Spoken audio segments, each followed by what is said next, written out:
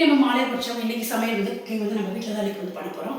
இன்றைக்கி வந்து மாலைபட்சத்தோடு இன்றைக்கி 7வது நாள். இன்றைக்கி வந்து நம்ம என்ன பார்க்க போகிறோம் அப்படின்னு கேட்டிங்கன்னா, இன்றைக்கி வந்து பீர்க்கங்காய் கூட்டு, பீர்க்கங்காய் தோலில் தொகையல் பண்ண போகிறோம். அடுத்தது கொஞ்சமாக புளி ஊற வச்சு வச்சுருக்கேன். இன்றைக்கி சுண்டக்காய் வத்தல் வத்தக்குழம்பு வைக்க போகிறோம். அப்புறம் சேனக்கிழங்கு பொரியல், மிளகா வத்தல் வந்து எடுத்திருக்கேன். இதெல்லாம் வந்து நம்ம தொகையலுக்கும் கூட்டுக்கெல்லாம் போட்டுக்கிறதுக்காக. இந்த பக்கம் பைத்தம்பருப்பு வந்து எடுத்திருக்கேன், சின்ன டம்ளரில் 1 டம்ளர். இது வந்து கூட்டுக்கு வந்து இந்த பீர்க்கங்காயை இதையும் போட்டு வேக வச்சுக்க போகிறோம். வெள்ளை எண்ணெய் வந்து எடுத்துட்டுருக்கேன் துவையலுக்கு வறுத்துக்கிறதுக்கு. தேங்காய் வந்து நல்லா ஒரு முடி தேங்காய் வந்து துருவி எடுத்து வச்சுட்டுருக்கேன். இப்போ நம்ம முன்னே எப்படி பண்ணணும் அப்படிங்கிறத வந்து பார்ப்போம். ஃபஸ்ட்டு வந்து பார்த்திங்கன்னா, நம்ம இந்த பக்கம் வந்து கூட்டுக்கு வந்து பீர்க்கங்காய் பைத்தம்பருப்பு போட்டுட்டு வேக வச்சுடுவோம். இதை வந்து நல்லா பீர்க்கங்காய் வந்து தோலையெல்லாம் வந்து எடுத்துட்டேன். இந்த தோல் தான் வந்து நம்ம இன்றைக்கி வந்து தொகையல் பண்ண போகிறோம். அதாவது மேலே இருக்கிற அந்த நரம்பெல்லாம் வந்து எடுத்துடணும். இந்த நரம்பெல்லாம் எடுத்துகிட்டு மேலாக அந்த தோலை வந்து கட் பண்ணி எடுத்து வச்சுருக்கேன். இந்த தொகையல் ரொம்ப சூப்பராக இருக்கும். இது வந்து வேஸ்ட் ஆகாது, ரொம்ப பிஞ்சாக இருக்கும் இல்லையா? இப்போ இதையும் வந்து வேஸ்ட் ஆகாதுக்கு இதில் வந்து நம்ம தொகையல் வந்து அரைக்கலாம். இப்போ இதுவும் வந்து பாருங்கள் ரொம்ப பிஞ்சாக இலசாக வந்துருக்கும். இதில் வந்து நம்ம இன்றைக்கி கூட்டு பண்ண போகிறோம். பீர்க்கங்காய் கூட்டு தான் வந்து பார்க்க போகிறோம் இன்றைக்கி. இதுவும் வந்து கொஞ்சம் ஒரு சிம்பிளான ஒரு சமையல் தான், ரொம்ப ஈஸியானதும் கூட. இதோட கூட பைத்தம்பருப்பு வந்து எடுத்து வச்சுருக்கேன். அந்த பைத்தம்பருப்பையும் போட்டுட்டு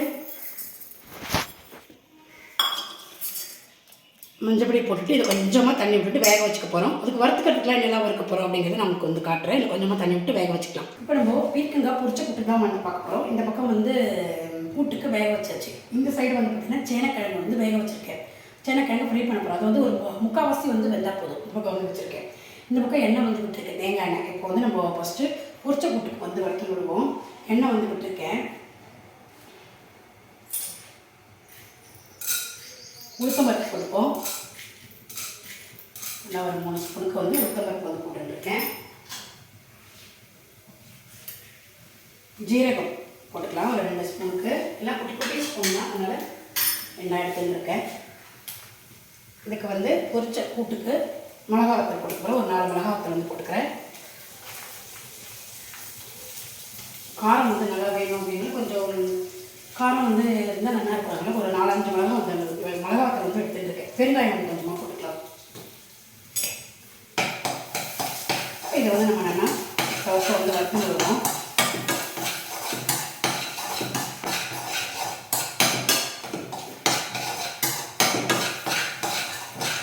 எண்ணெய் நல்லா காஞ்சிட்டு பருப்பெல்லாமும் நல்லா தயாராச்சு. மிளகா வத்தல் போட்டு வறுத்தாச்சு. பொரிச்ச கூட்டுக்கு ரெடி. இதிலே வந்து பார்த்திங்கன்னா தேங்காய் போட்டு அரைச்சிக்க போகிறோம்.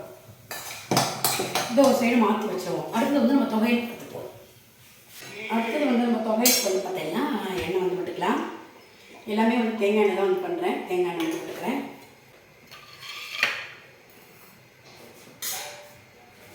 இதுக்கு வந்து உளுத்தம்பருப்பு தேவை, உளுத்தம்பருப்பு வந்து போட்டுக்கலாம். கொஞ்சம் நிறையவே வந்து போட்டுக்கலாம். கொஞ்சமாக ஜீரகம் ஒரே 1 ஸ்பூனு. இதோட கூட எடுத்து வச்சுருக்கிற வெள்ளை எள்ளு வந்து வேணும். வெள்ளை எள்ளு வந்து போட்டுக்கிறேன் நான்.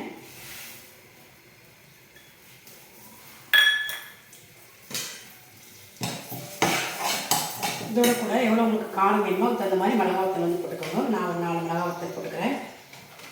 புளியும் வந்து வச்சுக்கலாம். நம்ம அரைச்சிக்கும் போது புளி வந்து வச்சுக்கலாம். 3-4 இங்கே வச்சுருக்கேன் நான்.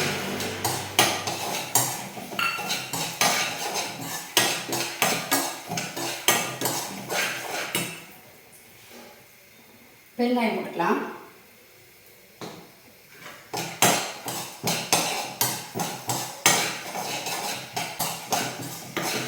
இதுக்கெல்லாம் நல்லா செவந்ததுக்கப்புறமா இந்த நம்ம பீர்க்கங்காய் தோல் வந்து எடுத்து வச்சுக்கோங்க. நல்லா ஆஞ்சி எடுத்து வச்சுருக்கேன்.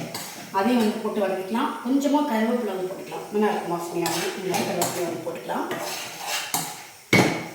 நேற்று வந்து என்னோடய வீடியோவில் வந்து கமெண்ட்ஸ், அதாவது முந்தானத்து வீடியோவில் வந்து போட்டிருந்தீங்க கமெண்ட்ஸு.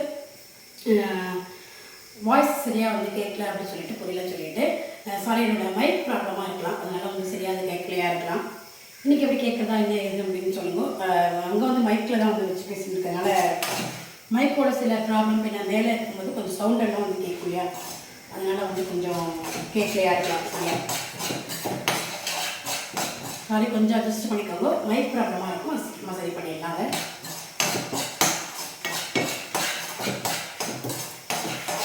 இப்போ இதில் வந்து இது வந்து கொஞ்சம் வந்து வறுபட்டு காசி வறுத்தாச்சு. இப்போ இதோட கூடவே தோலையும் வந்து போட்டுக்கிடுவோம்.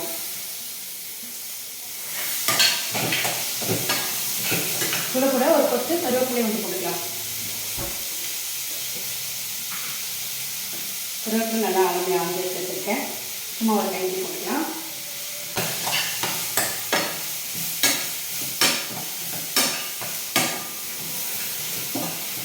இன்றைக்கி வந்து பார்த்தீங்கன்னா வத்தக்குழம்பு ஏன் வைக்கிறேன் அப்படின்னா, இன்றைக்கி வந்து ஞாயிற்றுக்கிழமை பசங்க வீட்டில் இருப்பாங்க.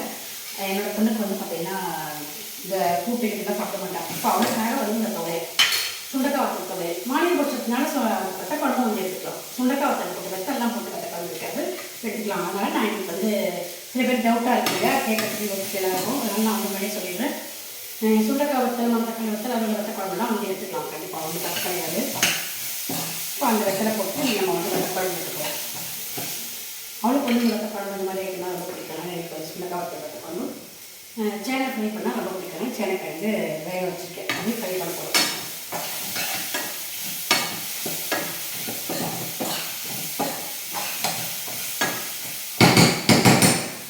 இது நல்லா 6-8 கூட நம்ம பாதி தேயிலை வந்து நான் வந்து பாதி வந்து கூட்டுக்கு வந்து வருது, அதில் வந்து கூட்டுக்கு வந்து போட்டாச்சு ஆரம்பிச்சு வச்சுருக்கேன்.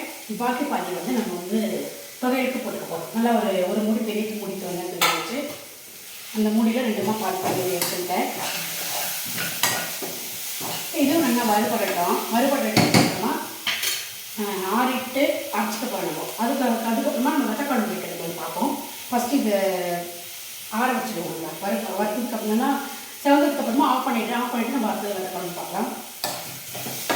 இப்போ நம்ம வத்தக்குழம்பு வைக்க போகிறோம். வத்தக்குழம்பு பண்ணி பார்த்தீங்கன்னா நல்லெண்ணெய் வச்சுக்கோங்க. நல்லெண்ணெய் தான் வந்து நான் வந்து வறுக்க போகிறோம். ஃபஸ்ட்டு வந்து தாளிச்சு வைக்கலாம். கடுகு போட்டுக்கிறேன். 1/2 ஸ்பூன் வெந்தயம் போட்டுக்கிறேன். இந்த பக்கம் வந்து பார்த்திங்கன்னா சேனை வேக வச்சுக்கணும் இல்லையா, அதுவும் வந்து ஆயிடுது. அப்படியே ஆஃப் பண்ணி வச்சுக்கேன். நான் ஒரு 3/4 பழத்துக்கு வெந்தால் போதும். இது வெடிச்சுட்டு இருக்கும்போது இந்த பக்கம் வந்து புளி வந்து நல்லா கரைச்சி எடுத்து வச்சுருக்கேன். சுண்டக்காய் வந்து வச்சுருக்கேன். சுண்டக்காய் போட்டு வறுக்கணும்.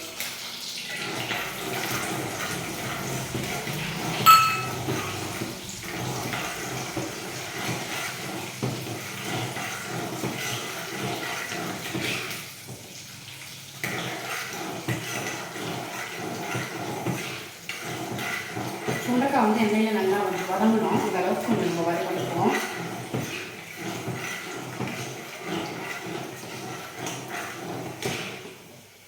நல்லா கொஞ்சம் பொரியணும் நல்லா எண்ணெயிலே. வத்தக்குழம்புக்குலாம் நல்லெண்ணெய் பண்ணால் ரொம்ப வாசனை நல்லாயிருக்கும். நல்லெண்ணெய் வந்து எடுத்துக்கோங்க. இதில் வந்து பொரிஞ்சிட்டு இருக்கு. இப்போ நான் வந்து இதில் புளி நல்லா கரைச்சி எடுத்து வச்சுருக்கேன். ஒரு எலுமிச்சம்பழம் சைஸ் புளி வந்து கரைச்சி எடுத்து வச்சுருக்கேன். அதை வந்து எடுத்துப்பேன். நல்லா கருப்பு புளியாக எடுத்துருக்கேன். வத்தக்குழம்புக்குலாம் நல்லாயிருக்கும். தேவையான பொடியெல்லாம் வந்து போட்டுடுவோம். வெங்காயம் போட்டுக்கிறேன்.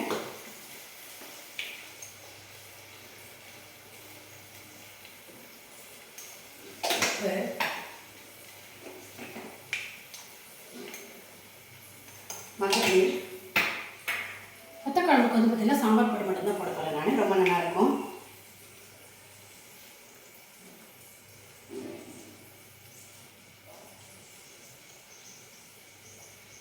நல்லா ஒரு 6 ஸ்பூன் போட்டுக்கிறேன். நல்லா அப்போ தான் வந்து உங்களுக்கு வத்தக்குழம்பு காரமாக ரொம்ப சூப்பராக வந்து நல்லா இது அப்படியே அவ்வளோதான் எல்லாமே சேர்த்தாச்சு. இது அப்படியே குதிச்சு இருக்கட்டும் நல்லா ஒரு பக்கம். அதுக்குள்ளே நமக்கு தேவையானது வந்து கூட்டுக்கும் தொகையிலும் வந்து அரைச்சி வந்துடும். இது ஒரு பக்கம் அப்படியே ஆயிட்டுருக்கட்டும்.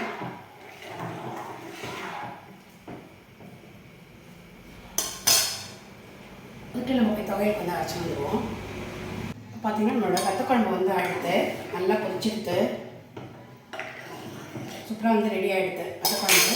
இந்த பக்கம் வந்து பார்த்திங்கன்னா கறிக்கு வந்து நம்ம தாளிச்சுக்க போகிறோம். கறிக்கு வந்து பார்த்திங்கன்னா எண்ணெய் வந்து விட்டுருக்கேன். கடுகு போட்டுட்டு பருப்பெல்லாம் போட்டு சேனைக்கிழங்கு வந்து நம்ம வேக வச்சுருக்கோம் இல்லையா, அதை போட்டு ஃப்ரை பண்ண போகிறோம். எண்ணெய் விட்டுக்கிறேன். எண்ணெய் காயட்டும். அதுக்கப்புறமா பருப்பெல்லாம் போட்டுட்டு நம்ம சேனைக்கிழங்கு வந்து பார்த்திங்கன்னா நல்லா ஒரு 3/4 பழத்துக்கு நல்லா ரொம்ப குழையக்கூடாது. ஓரளவுக்கு ஒரு பாதி பழம் பக்கமாக, அதாவது நெசுங்கணும். அமுத்தினா நெசுங்கணும். அந்தளவுக்கு வெந்தால் போதும். ரொம்ப வெந்துச்சுன்னா வந்து ஃப்ரை பண்ண முடியாது. கூழ் மாதிரி குழப்பம்னு ஆகிடும். இந்த அளவுக்கு வந்து வேக வச்சு மஞ்சள் பொடி உப்பு போட்டு வேக வச்சுட்டு வச்சுருக்கேன். இதை வந்து நம்ம ஃப்ரை பண்ணிக்க போகிறோம். இப்போ இந்த பக்கம் வத்தக்குழம்பு எடுத்து இதை ஆஃப் பண்ணிடுறேன். இறக்கி வச்சுடலாம். அடுத்தது இந்த பக்கம் கூட்டு வந்து பார்க்கலாம். கூட்டுக்கு வந்து அரைச்சிச்சு.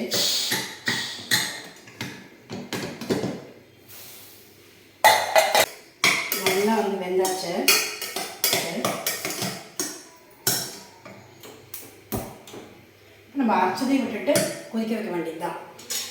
அரைச்சி வச்சுருக்கோம். உப்பு எல்லாம் இந்த மாதிரி எதுவும் போட்டுக்கல, வெறும் மஞ்சப்பொடி, அதாவது மஞ்சப்பொடி மட்டும் தான் போட்டு வேக வச்சு வச்சுருக்கேன்.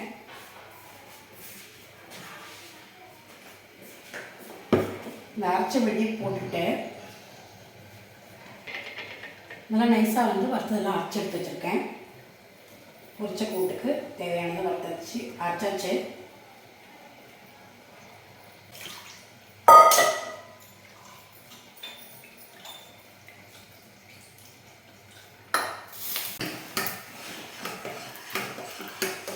அரைச்சதே விட்டு உன்னை நல்லா கலக்கி விட்டுருக்கேன்.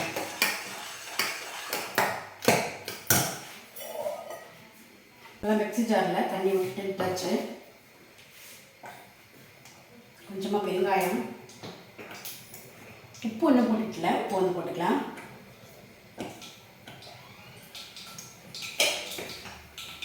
உப்பையும் போட்டுட்டு நான் நல்லா கலரி விட்டுருக்கேன். நல்லா சேர்ந்தாப்புல குறைச்சிட்டு தாளிக்க வேண்டியது தான் கூட்டுக்கு. கூட்டுக்கு வந்துருக்கேன். இந்த பக்கம் வந்து கடுகு வந்து வச்சுருக்கு, பருப்பு போட்டுக்கலாம்.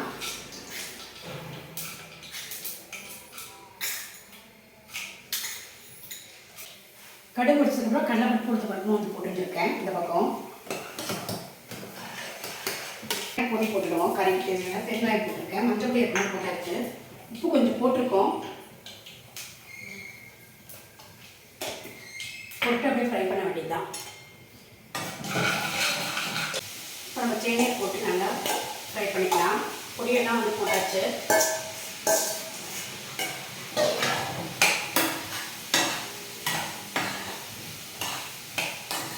நல்லா இந்த பக்கம் ஒரு பக்கம் எனக்கு இந்த பக்கம் கூட்டு வந்து ரெடி ஆகிடுது. நான் ஆஃப் பண்ணிவிட்டேன். இதுக்கு வந்து தாளிச்சுடுவோம். இப்போ இறக்கி வச்சாச்சு.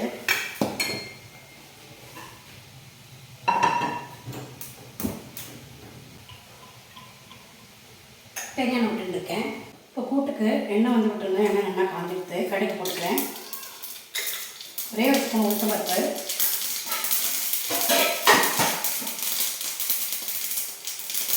மிளகாய்த்தூள் ஆஃப் பண்ணிவிட்டு நல்லா வடிச்சு பெருங்காயம், கருவேப்பிலை எடுக்கலாம்.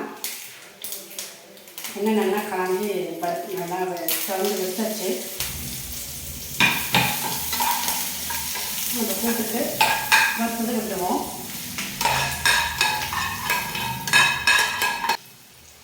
கூட்டும் ரெடி ஆகிடுது. இந்த பக்கம் சேனை மட்டும் நல்லா ஃப்ரை ஆகணும். சேனை இந்த பக்கம் வச்சுக்கிறேன் நான்.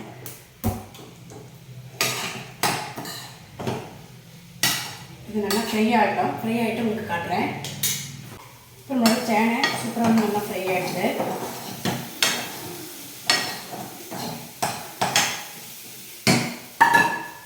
சூப்பராக ஃப்ரை ஆகிடுது. இன்றைக்கி குக்கிங் வந்து பார்த்துருப்பேன்னு நினைக்கிறேன். இன்றைக்கி மலையை வச்சது நம்ம வந்து 7வது நாள் சமையல் வந்து பார்த்துருப்பேன்னு நினைக்கிறேன். சுண்டக்காய் வத்தல் குழம்பு, பீர்க்கங்காய் கூட்டு, பொரிச்ச கூட்டு, பீர்க்கங்காய் தோலில் துவையல், சேனைக்கிழங்கு கறி. இன்றைக்கி ரொம்ப பிடிச்சிருக்கீங்க. நீங்களும் வந்து ஃபுல்லாக பாருங்கள். பார்த்துட்டு எப்படி இருக்கு லைக்கும் கமெண்ட்ஸ் பண்ணுங்கள். உங்களோட டவுட் எது இருந்தாலும் நீங்கள் கமெண்ட்ஸ் பண்ணலாம். உங்களுக்கு வேறு ஏதாவது ரெசிபி வேணும் அப்படின்னாலும் நீங்கள் வந்து கமெண்ட்ஸ் பண்ணலாம். நான் உங்களுக்கு செஞ்சு காட்டுறேன். Okay, thank you. நம்ம அடுத்த வீடியோவில் பார்க்கலாம். Thank you friends.